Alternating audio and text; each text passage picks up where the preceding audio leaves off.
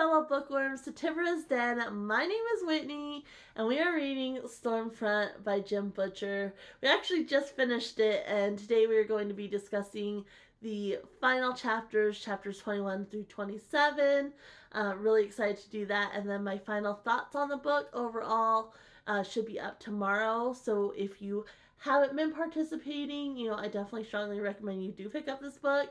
But you can check out my final thoughts on tomorrow's video.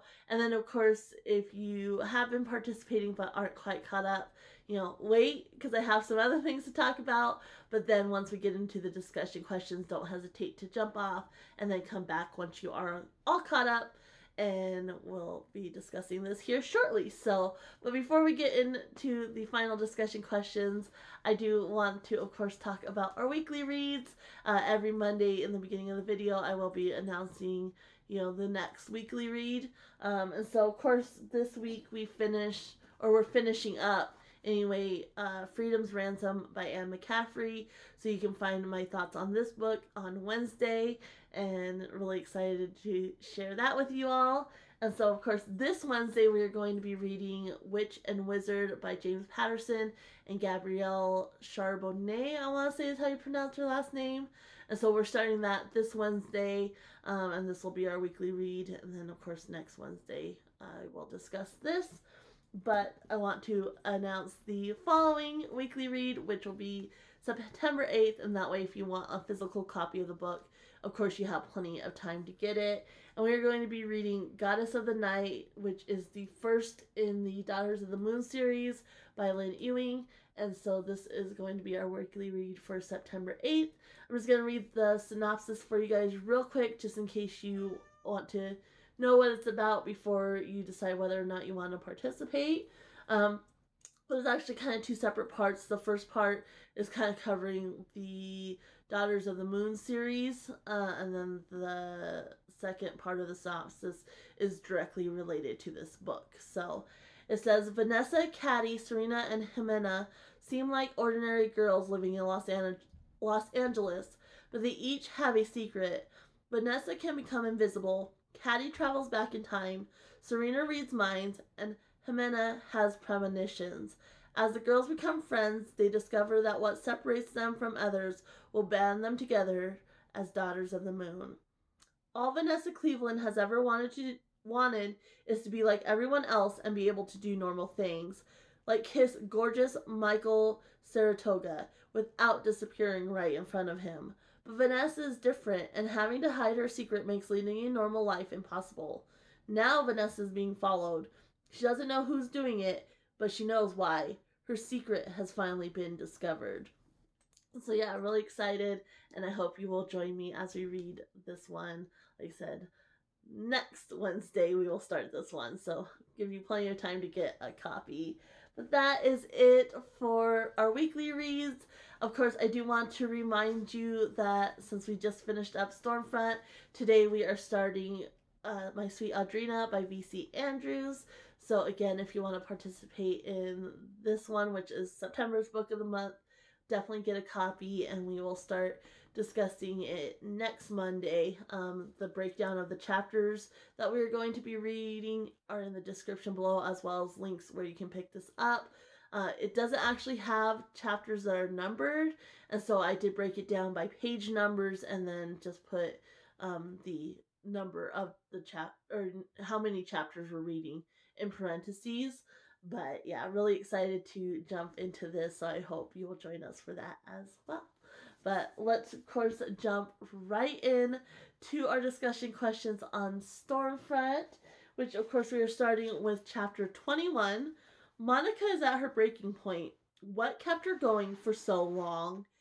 And I think it was actually just the hope that the man she fell in love with was still there. Like, she kept getting glimpses of him on occasion, and she just wasn't ready, I guess, to admit that he was too far gone, and she kept hoping that he was still there. And I think that's what kept her going for so long. And I also don't think she was quite ready to admit just how bad things had gotten either. And so I think it was just hope. Like, hope kept her fighting. And and partly maybe a little bit denial too. Like she didn't want to admit how far gone he was and just how bad the situation was, for sure. And it wasn't until she realized that her kids, like his focus was turning to her kids and they were in danger, that she finally was ready to seek help and finally say, okay, he's not coming back from this for sure. So if Harry had known the danger Murphy was going to be in, how differently would he have handled his previous interaction with her? And I think he still wouldn't have been completely honest with her. I mean, he even says, if he could go back in time, he would have told her what was going on. But I think in the moment, like obviously he didn't know what was going to happen, but if he knew, or had the foresight to say, okay, like she's going to get mad at me and then she's going to target me and she could be in danger because of that, I think he probably would have kind of weighed the risk and been a little bit more honest with her and just try to find a way to, distract her from himself, while still kind of keeping the secrets he needed to keep. Because obviously revealing certain things would have put her in danger as well, which is the whole reason why he was lying to her in the first place. And so I think, he probably would have been a little bit more honest, but he still would have kind of found a way to work around being completely truthful with her, I think. So, next up is chapter 22. How does the situation in this chapter with Murphy compare to the situation in chapter 14 with Susan? And he's again put in a situation where he's compromised, like he's having to battle, and it's a not like an easy battle that if he wasn't compromised he could easily win. Like he would still struggle winning, but he's compromised by the woman he's with because they're basically incapacitated, and in this situation he's actually physically chained to Murphy, which makes it a lot harder. But even with Susan, like he couldn't leave her, like he couldn't get to where he could do what he needed to do, so he was in a sense kind of tied to Susan then too as well. And so I think that was a big thing, and then just not having the resources he needed, because he couldn't leave them, so he just didn't have the resources he needed, and so you really had to kind of think outside the box and figure out a way to save the woman that he was with and himself as well. And I think he had to take a lot more risks to make sure that he saved them. Where if it was just him on his own, he might have, maybe fleed or done something else, where he had to take a lot more risks to make sure that he could protect them. So, and then next, after making it out alive, why does it take Harry a moment to remember how dire his situation still is? And I think he was just kind of on an adrenaline high, after battling with Scorpion. Like he was just kind of on this high and just riding adrenaline. And he has survived. He should have died, you know. And so just surviving that, he was like, wow, I survived. And it just kind of blocked everything else out. Like he was just fully in the moment. And so I think that's just why he didn't, recognize well, yeah, you survived this, but you're still kind of in a dire situation. You're still fighting for your life because it was just that moment, just kind of overtook everything else for sure. So, next up is chapter 23. What are your thoughts on the relationship between Mac and Harry? And so on the surface, there really doesn't seem to be, much of a relationship. Like Mac just runs a bar. And but I think we really see that there's something solid there, and Mac is somebody Harry can depend on because when he's, running out of time and he needs help, he goes to Mac. And I think, it's a solid relationship, and he can depend on Mac. Harry can depend on Mac within reason. Like obviously, Mac's not gonna go overboard with helping Harry, but Harry knows what he can depend on Mac for, and Mac doesn't hesitate, to help him, within reason, like I said, within what he's willing to do, and it just shows that even though it's not necessarily a close relationship, Mac is definitely somebody that Harry can depend on for sure. So, why does Harry burn his bridges and assault Morgan the way he did? And honestly, at this point, he has nothing left to lose. Like, if he hadn't assaulted Morgan, he would be dead. And dealing with the White Council and Morgan and everything would kind of be moot point because he'd be dead. And so he had literally nothing left to lose at this point, and so he just went all out and he went for it to do what he needed to do. And it was kind of one of those moments like, you know what, burn the bridge and figure out how to put out the fire and rebuild later. Like, if I survive, but at this point, I just need to get across that bridge. Like, I need to go. Like, let's go. And so I think, like I said, he just had nothing left to lose and was willing to risk it all for sure. So, next up is chapter 24. Based on Harry's description of opening his third eye, why does it cause people and wizards alike to go mad? And reading this, like his description as somebody who is autistic, like all I could think was sensory overload times a million. Like that was what came to mind, because it's like you can literally see all of something, like because he was describing the trees and how he could see it, in summer, autumn, winter, and spring, like everything that it is and everything that it could be, and then seeing all like the energy and like the little creatures and such that are there, like it was a lot. And I can see, how having that much sensory overload, and being able to really, see everything, and feel everything would definitely cause people to go mad. So, but that's kind of was what I linked it to, being autistic and struggling with sensory overload and such. Like it was just like, yeah, I can see how that can drive people crazy. And then the next question is, for a second time in his life, Harry is tempted by dark magic. How much strength does it take to turn away from it, especially in this situation? And often, doing the right thing does take an enormous amount of strength, and you do sometimes the easy way out is the wrong thing. And so you really do have to pull strength in order to do the right thing. And in this situation, arguably, he would have been completely justified in using a magic against Victor Sells, and doing it before Victor Sells had a chance to react or anything. Like he would have been perfectly justified. Obviously not in the White Council's eye, because to them you don't use magic for that purpose, no matter what the situation is.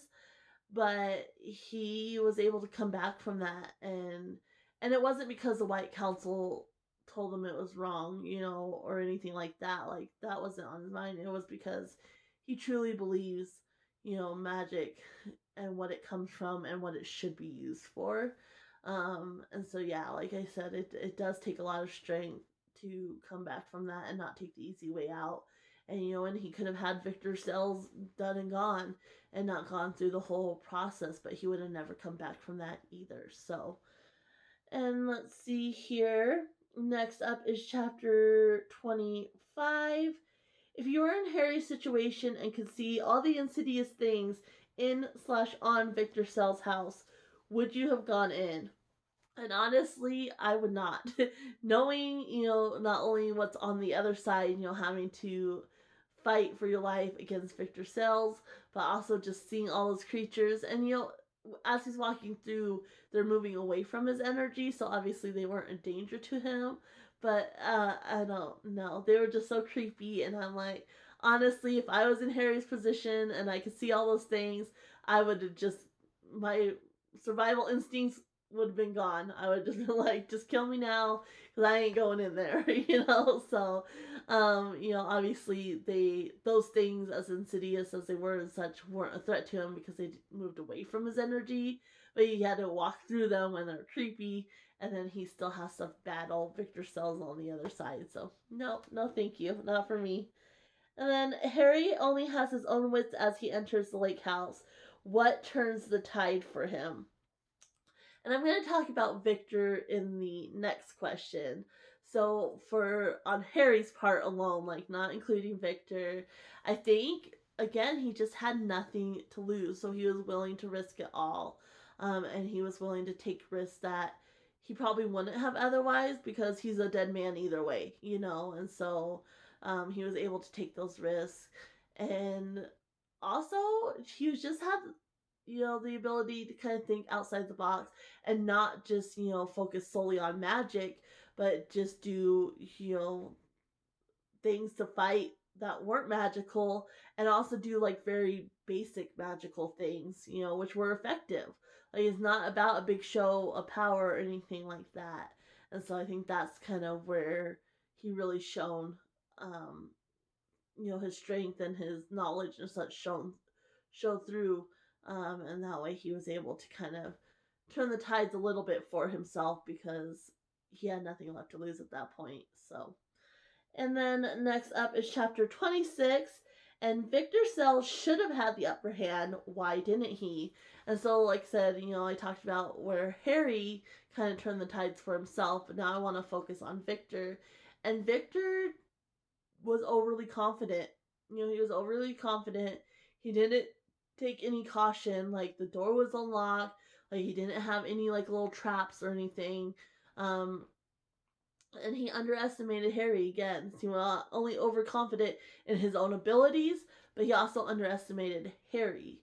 And I also think just lack of knowledge too. Like he didn't plan out and make sure he took all the different precautions, and he didn't even look to see what precautions he needed to take at all. Like he was just very overly confident, and we see that, and that's kind of his downfall. And we talked previously about whether knowledge beat raw power, and in this case knowledge certainly did, a couple times. So Victor, just like I said, he's overly confident and he underestimated Harry, and he didn't take any safety precautions to make sure that he would succeed at all. So, and then next up, Harry was resigned to the fact he was going to die. So why did he keep fighting? And I think he kept fighting just because even though he was going to die, it wasn't going to be at the hands of Victor. And also, he was going to take Victor Sells with him. Like, he was like, if I'm dying, you're dying too. You're not getting out of this. And so he fought, to make sure that Victor Sells died along with him. But then, we see that, they're both fighting, and he could have fallen down along with Victor. Like, first the demon, but at that point, he let the demon he didn't choose to control the demon. He just let the demon have free reign. And the demon could have easily still turned on Harry, but of course, it resented or, had hatred more towards Victor, so Victor's who it went after. But again, at that point, Harry was like, I'm dead anyway, so this way, even if the demon gets me, it'll still get Victor as well. And then, with the scorpions and such, once Victor was gone, he could have just been done, but he chose not to go out that way, so he kind of chose which death he wanted, because he was dead either way. So he just chose the death he wanted, and it was like one last little thing, like, you're going out with me, and I'm going out with a choice, so I'm going to choose which way I go out. And so I think that's why he just kept fighting for so long and such. So, and then lastly, we are on to chapter 27. As short-sighted as Morgan was, how hard was it for him to not only admit he was wrong, but also save Harry? And Morgan, we know, takes great pride in honor and duty, so I don't think it was all that hard for him, being faced with clearly what was the correct thing to do. Before it wasn't clear, and so even though if he had dug a little deeper, he would have seen that Harry was innocent. In this case, it was slapping him right in the face that, hey, Harry's innocent. He was fighting on the correct side. And so I think that was no question for him what to do. And even saving Harry, because Harry's like, but still, you didn't have to save me. Like, even though I was innocent, like, you still didn't have to save me. Like, there's no law that you had to save me. You could have just stood by, but it's still a matter of honor for Morgan. Like, he could not just stand by and watch somebody die when they were innocent. And so it was still a matter of honor. And he still doesn't like Harry, and he still, thinks Harry is on the wrong side of magic and is still gonna, keep an eye on him. But he does save him, and I think that just shows just how truly he feels about honor and duty. So, and the last question, what was your favorite update at the end of the book? And that's the only thing I will say, before I get into my final thoughts, was the end of the book. Like, yes, he ties everything together, but it's just kind of like a quick rush through of all the updates, with everybody. So I didn't necessarily enjoy that, because it was just like, okay, you had this big finish, and now here's how everybody else is doing real quick. And so it was just kind of like really quickly summed up, which I do appreciate that he, finished everything off and didn't leave any loose,